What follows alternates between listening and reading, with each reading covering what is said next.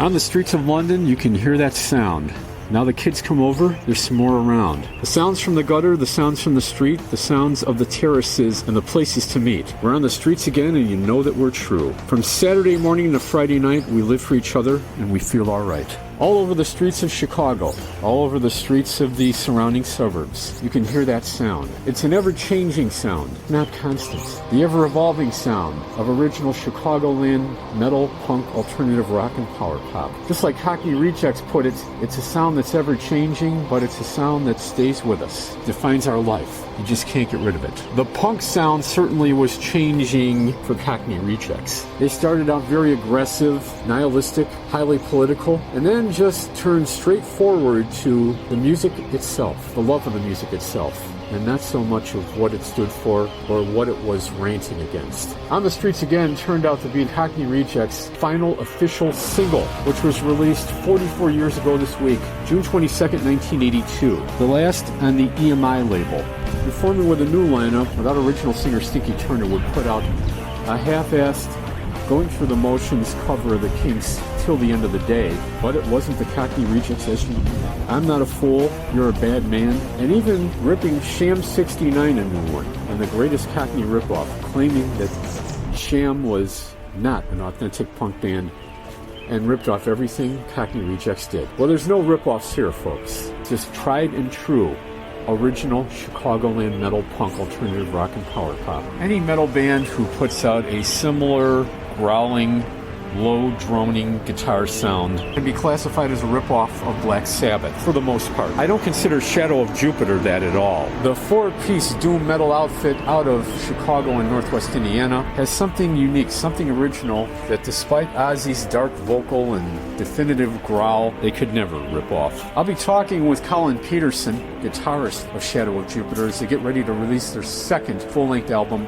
Bones, on July 10th. And they have an upcoming show this weekend at Reggie's this Saturday, June 27th. The new fourth album from Genotype, Dead Code. I mentioned how it presents a doomy, futuristic atmosphere and outlook on life. And technology, or failure thereof, plays a big part in that. Everybody relies so much on high-tech, gadgets, gizmos, so much of the high-tech of the day. But it will let you down, as you'll find out as I present the title track. Ditchwater certainly wore its influences on its sleeve. Melodic metal that was second only to much of the growling, unclean, hardcore nu metal that was dominating the era. My first live interview with Ditchwater and longtime singer Mike Meadows 10 years ago this week as they rocked the live wire in Chicago's Jefferson Park. Local Loft episode 433, all over the streets of Chicago and everywhere around the state of Illinois, you can hear that sound. It's a definitive sound. It's a sound that attracts many listeners and fans. It's a sound that can be constantly changing, and you'll keep up with all the changes and all the sounds through every episode of this podcast. It's Nick from the band Elder. I want you all to check out a new record by Shadow of Jupiter.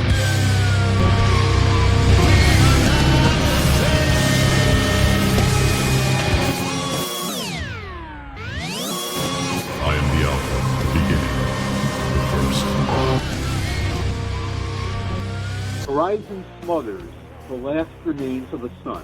Before the dawn, you navigate the scene alone. What appropriate song for a rainy day, something that talks about smothering out the sun here. Bones is the title track from the upcoming second album by Shadow of Jupiter, which officially is released on July 10th. At Colin Peterson, the band's guitarist, and well, Colin, this is Shadow of Jupiter's first album since Porticelli. It's almost been 3 years in the making here, and I definitely hear much more majestic, full production on this album, just based on the two songs I've heard, the title track and also Echo Chamber. It seems more polished, it's a little more solid. Porticelli, you had the polished sound going there, the extensive intros on the tracks, but on this one, I would just say the production is more full, it's more detailed. Do you think it is more detailed production here, and what do you think about the second album, Bones, is different from Porticelli, the first one, musically? Okay, well, that's an incredibly fantastic question and absolutely legitimate because this is a collaborative effort among all four band members. The first album, Porticelli, John Pietrowski, the vocalist, and I essentially just gathered a bunch of riffs that I had recorded. We recorded them, and we had my brother-in-law basically program in bass lines and everything, and then our friends Scott Brakebill and Adam Kazregis, the bass player and drummer, came in afterwards and laid the tracks down, and that's when we officially became a band. So Porticelli was essentially just John and I, whereas this new album, Bones, is now a collaborative band effort, and we're incredibly proud of it. So you would say both musically and lyrically, all members of the band contributed completely here. And also, I want to talk about some of the subject matter of the lyrics here. It's very medieval. You guys are the Lord of the Rings fans. How do you come up with the inspiration for writing songs like Bones? Where does that come from? Yeah, so interestingly enough, our lyricist, vocalist, John, is an English major and very well read, and he dives into some deep subjects. Some of them can be political, with the local, or not local, international goings-on in today's political climate. This particular song, Bones, deals with a subject that our bass player actually went through. He had essentially he had a sleep thing where he had some problems of having violent dreams and things like that, and he conveyed that to John, and John sort of transcribed it and turned it into a really incredibly dark story.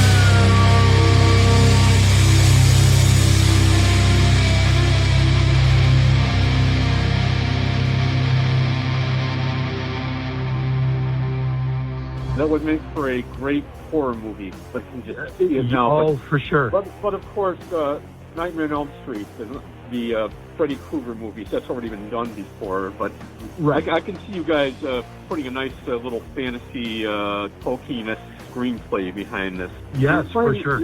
You're playing Reggie's on Saturday night, and this is going to be, I would say, the unofficial release show for Bones before it drops on July 10th. Yeah. Do you think, with a fuller production here, Colin, do you think these songs are going to be a little hard to pull off on the stage as opposed to the studio? No. And we've tried them out already in a live setting. So we're very confident, and we kind of go into the studio, you know, we wear two hats as a band. You know, we've played together a long time, sort of in and out of, you know, each other's cover bands and in previous original projects. So we want to make the album an experience. So when we go in and record the album, we want to give people an album experience, but we also want the songs to translate live. So we made a very conscious effort to make sure that when we rehearse these songs, when we write these songs, when we record these songs, that when you're listening, you know, the album is going to be released on vinyl, CD, etc., and on all the streaming platforms. But we want to make sure that we can pull these songs off live as well. And so we're very confident that the songs live are going to translate very well. Are you picking up a whole new audience with this kind of music, of being as majestic and polished as it is? Are you seeing not only like older folk, but younger folk are digging this stuff too? Yes, we are.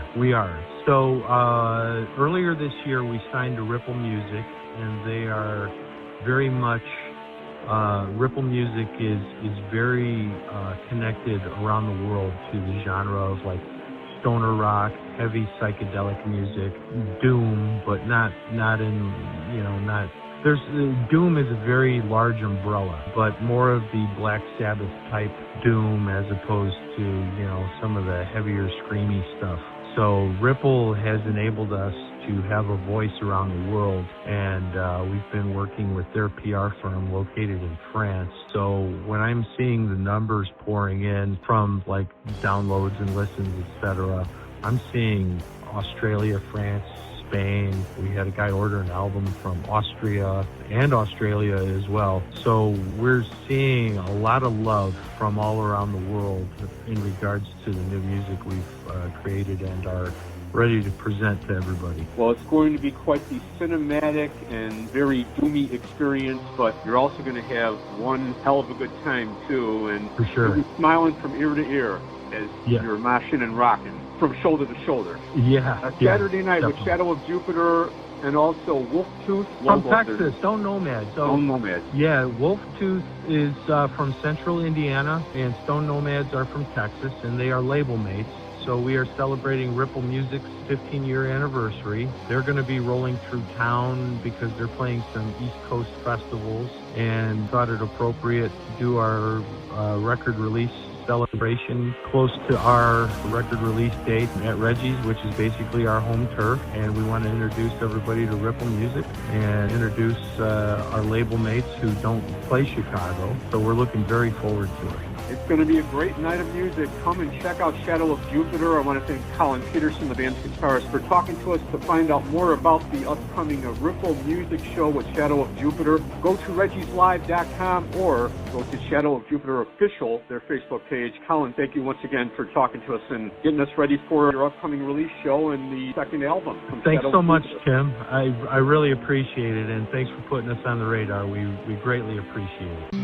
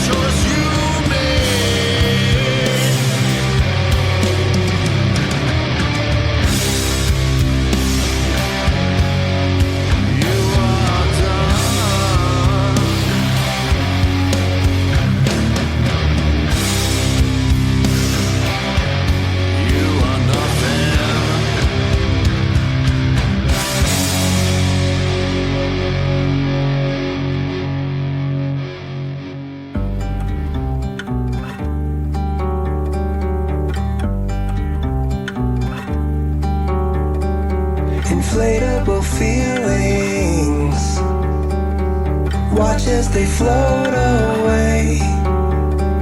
1,000 explosions, moments disintegrate, floating like helium in a heart-shaped balloon, a morphine dream, land on a witch's broom, inflatable feelings bursting inside your head, falling like dead birds to a cotton candy bed. And all the stars at night,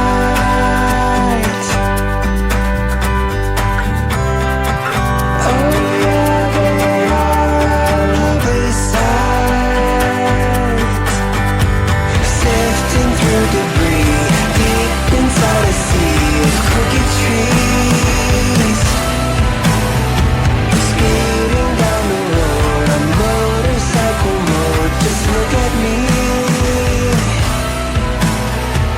shining and pristine. The patterns and the shapes are shimmering.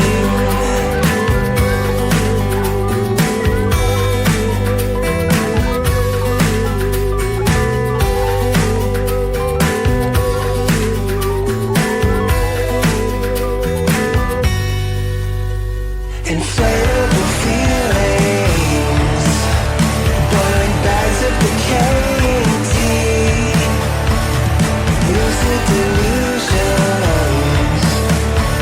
but I never count the sheep, media scrolling on monochromatic screens, brain rot suicide. It's nice to have impeccable things, and all the stars at night,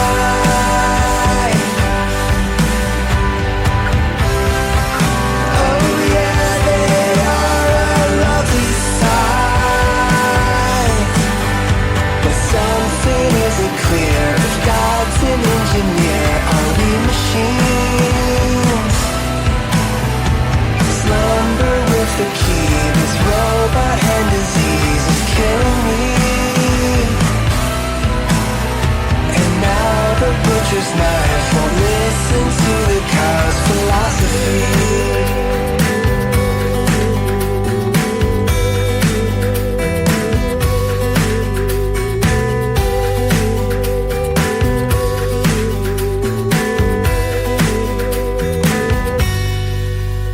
Stealing from the hive, beaten unalive, clinging to the vine. I've got to neutralize. Don't ever look away. Don't ever look away. Don't ever look away. Don't ever look away.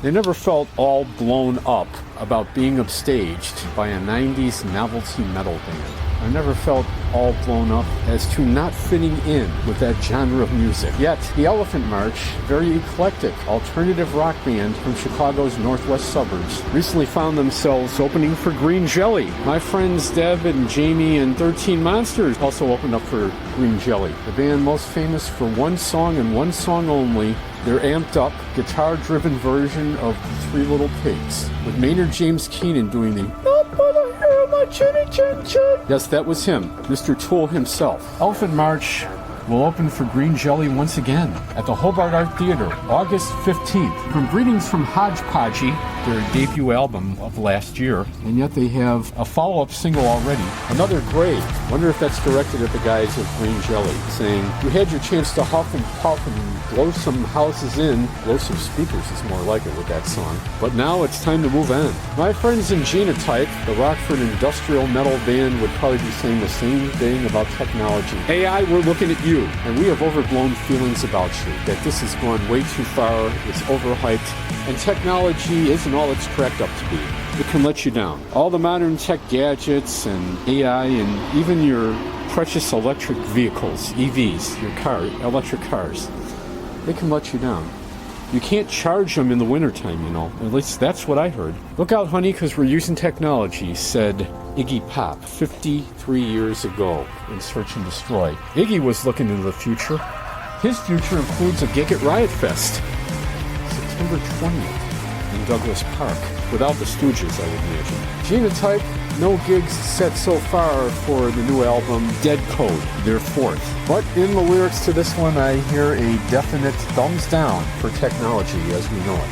Sure, it's going to expand. Sure, everybody's going to hype AI to death. Doesn't mean everybody has to like it or accept it. I played you the lead-off track last week. This, the second track, is its title track. One thing that really hasn't changed or been altered in any way by AI technology, Katie Kirby's incredible, impeccable, dual personality vocal. That's all naturally from inside of her, and there's no AI or any auto-tune enhancement involved.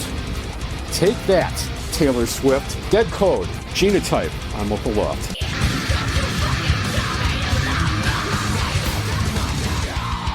We are Genotype. Thank you for coming out tonight.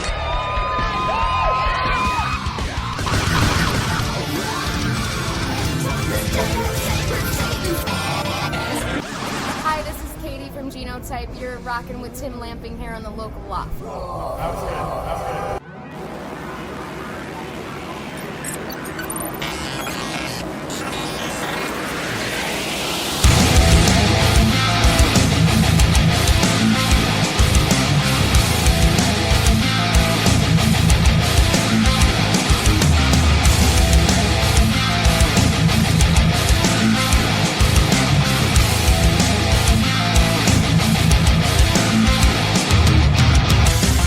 Dead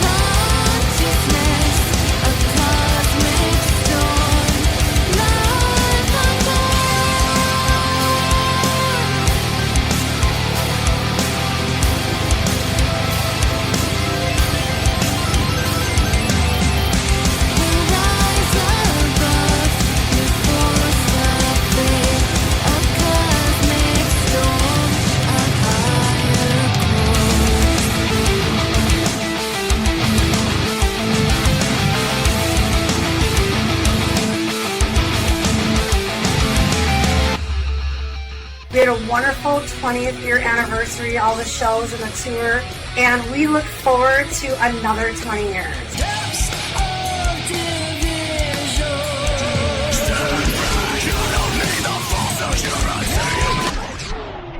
Oh no, not 20 years. 20 minutes, maybe. I'm frantically cold.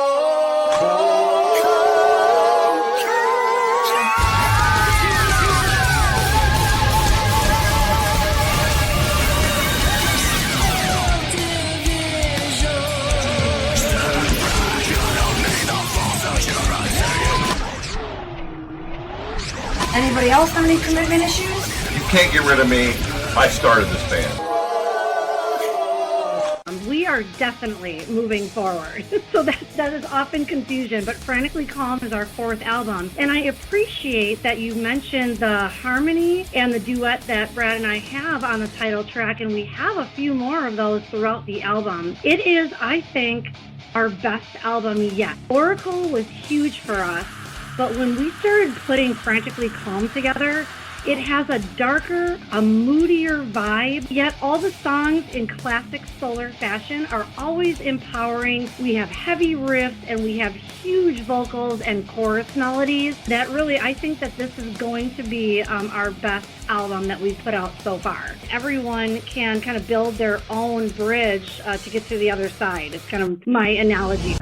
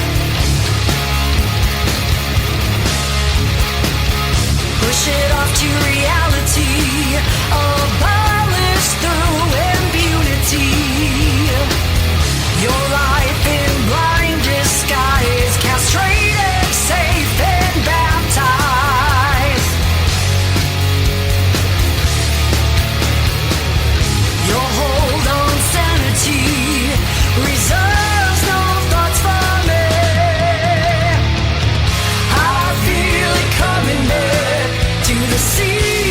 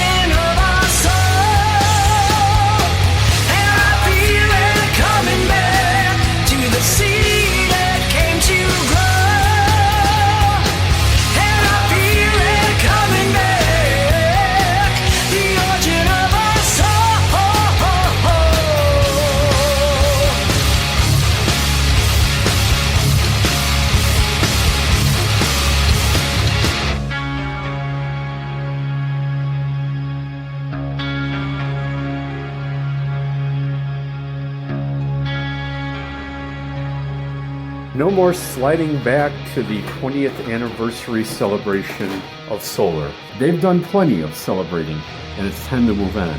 However, Stephanie Jennings, husband Brad, and the rest of the Rockford-based hard rock band do feel that it's time to progress. Even though the 20th anniversary was a triumphant celebration, the band has been rocking together loud and proud that long, and they have the awards to prove it. Certainly a lot of recognition. They just received their third Grammy Award, Rockford Area Music International. It's like the Rockford Grammys. I imagine a certain band whose members did not mostly come from Rockford. Lead singer Robin Zander was from Love's Park. Rick Nielsen grew up in Elmhurst. Now, Cheap Trick wasn't totally Rockford, even though they put Rockford on the map. But Solar is a complete Rockford band, and will be making their presence known in their hometown, the Forest City, with two upcoming shows, New Mill Tap, July 18th, followed by an acoustic gig at Screw City Tavern on the 25th. You can go to Solar's Facebook page for more details about it. Joining Solar on that July 18th gig, Hour of Dismay. Now, I'm listening to Shadow of Jupiter earlier. Yeah, you definitely heard a nice little growling guitar, Tony Iommi-ish guitar from Colin Peterson. Hour of Dismay is the same way, even though the vocals are not too traditional as far as doom metal goes. So it's not too many Ozzy Osbourne, Ronnie James Dio histrionics. I guess we should include Ian Gillan in there too for what most considered the worst Black Sabbath album ever made, Born Again,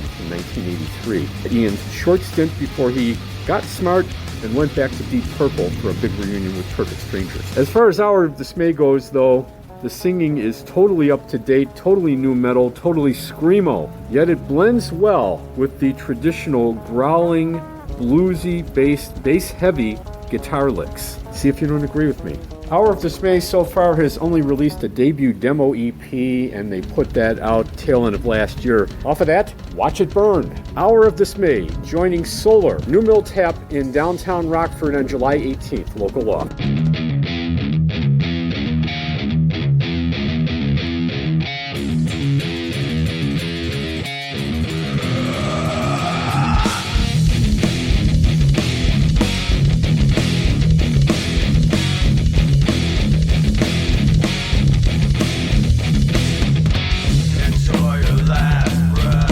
It will be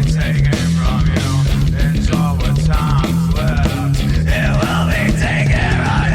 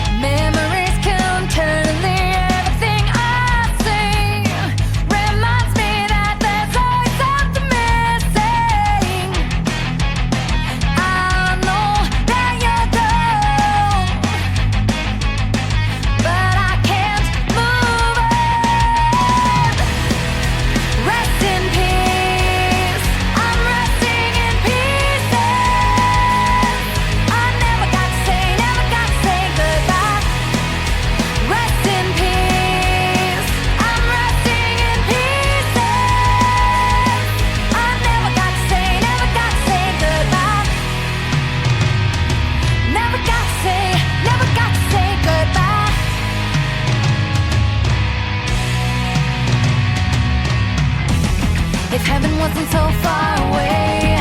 I'd do anything for just one day. Tell you all the things that I never got to say. I would finally get to make things right. And when tomorrow came, I wouldn't fight. All I ever really wanted was to say goodbye.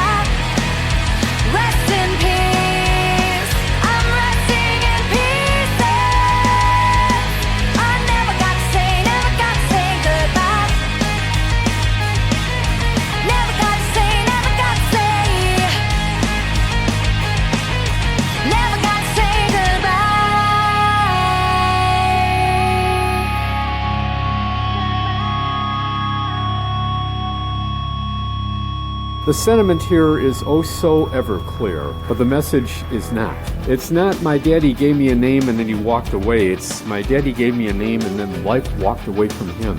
I never got to say goodbye. That's the message that's driven home in Father. Every Father's Day I spend this one. It certainly is a heartstring tugging emotional piece. When Jenny fronted the hard rock power pop band Phosphine, it certainly was one that stood out. Jenny Imparato has been living for the last 7 years in Mexico. She got married, raised about 3 kids, and now she's back in the Chicagoland area, her native homeland, and has been playing a couple of gigs with the lead guitarist of one of her many cover bands, JT Rewind. Well, it was Chicks, Picks, and Sticks when I caught up with her after she had put Phosphine on hiatus for a while. This was early 2017. Now she's back singing. You have to wonder if this cover band gig is going to lead to a Phosphine reunion. Hopefully, yes. It's been just over 11 years since Phosphine really was big. Their second album, a self-titled full-length album, was monstrous. But a hard-hitting sentiment about a father of yours, maybe, who you never got to know because you never got to say goodbye. Life said goodbye to him before you got the chance. Death is a bitch, a lot like life.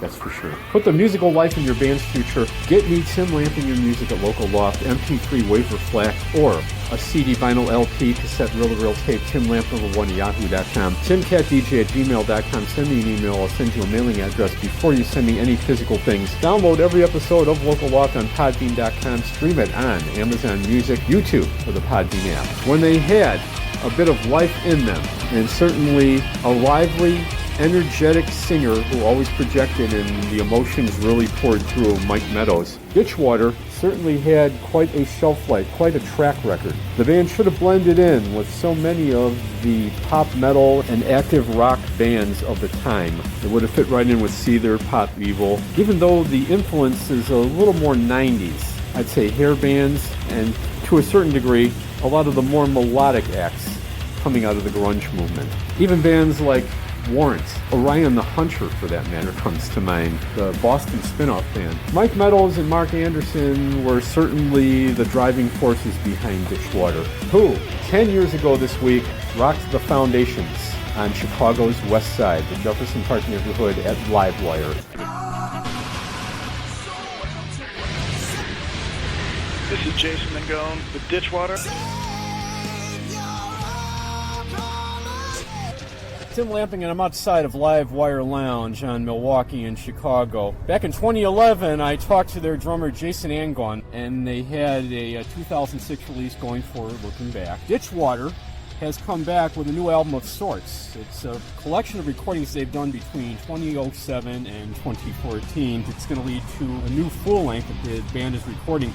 The new album is called Into the Storm. The distinctive voice of Ditchwater singer Mike Meadows, and I also have John, is it Porter? It's Porterpillow. Porterpillow. You can just call me John Parks, though. The bass player. Mark Anderson, one of the co-founders.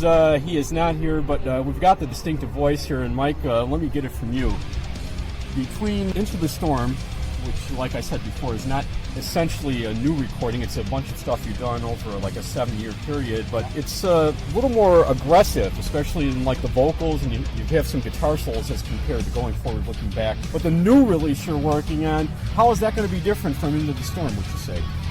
Everything is different. Everything we do is different. We don't never know until it's mixed. It just depends on our mood. We have evolved so much, and there's so many different sides of this band. Mark comes like from a super heavy background, which I love, and I love Motown and Billy Joel and Sting and all that pussy stuff.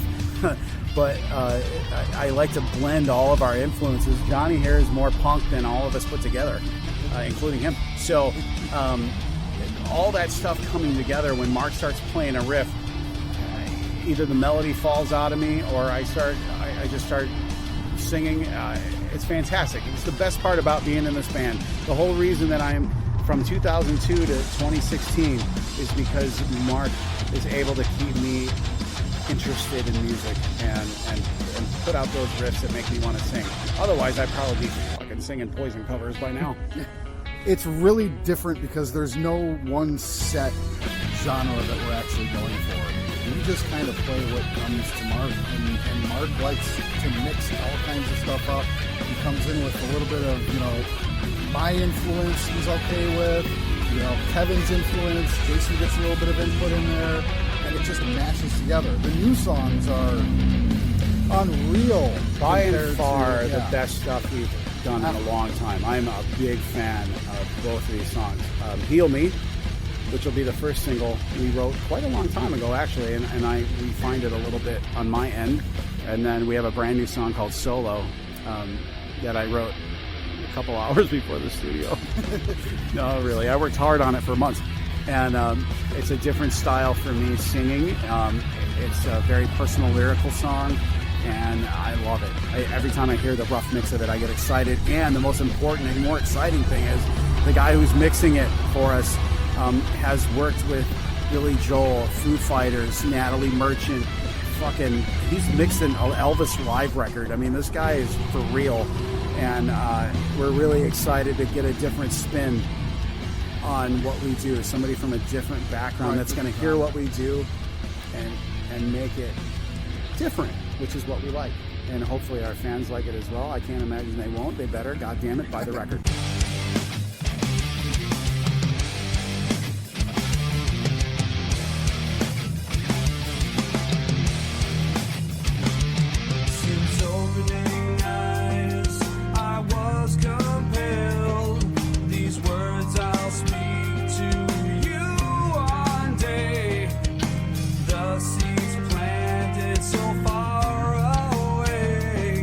Blossom, yeah, we're content.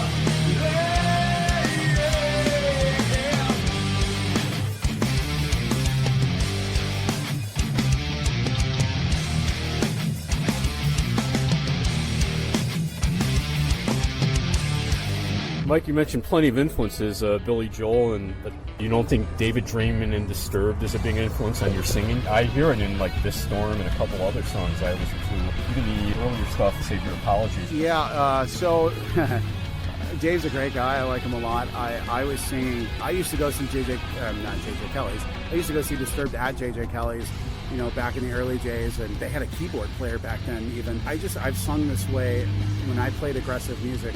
This is how I sang. So I get a lot of that comparison, and if it's subconscious, I guess. I don't know. I get that a lot, and I get a lot of Chris Cornell too, which I was not a big Soundgarden fan. I loved the songs, but live kind of fell for me. So yeah, I don't know, man. Like when I hear myself, I hear my Motown influences, and I hear melody-wise a lot of the 70s and 80s stuff. But nope, that's a very, I get that a lot. And with the new stuff, because you're trying, solo has such a different feel for Mike. Yeah. I mean, there are portions of his voice that nobody's ever heard before, and it's unreal. It's chilling. It's so good. And then the solo, you hear a lot of your gospel influence. If you keep talking like that, I'm going to let you stay in the band. John, you're I don't want to say the new guy in the band. You're more like the recent guy. Your bass playing, what do you think the sound of it adds to the sound of Ditchwater? I come from a very punk rock background. I'm a little looser than probably what they're used to, which there's some funk influence that comes in. So it does give... the second you guys hear Heal Me, you're going to hear something really different for Ditchwater bass sound-wise. I mean, it's unreal. It's fun. It's fun. Lots of fun. And that's, I mean, at the end of the day, that's all I'm about. That's what I'm trying to bring to Ditchwater is, you know, I'm the fun, you know, along with Mike. Me and him are goofballs. It's Mike Meadows and John Portopillo from Ditchwater. You can check them out if you don't make Livewire tonight. You can check them out a couple more times. The 24th, they're playing over at Brower House in Lombard with Orion 9. Then they have a gig at Cairo Ale House, and that is in West Chicago in August. Thanks for taking the time to talk to us tonight. We're working on another Penny Road Pub show with Emperors and Elephants. And you're wearing their shirt, I guess. Yes, I'm a big fan. Thank you, Tim. It was a pleasure. Good to meet you. No one can see this, but I'm shaking his hand right now. Sample more of their music at ReverbNation.com/Ditchwater/music, or they have a Bandcamp link.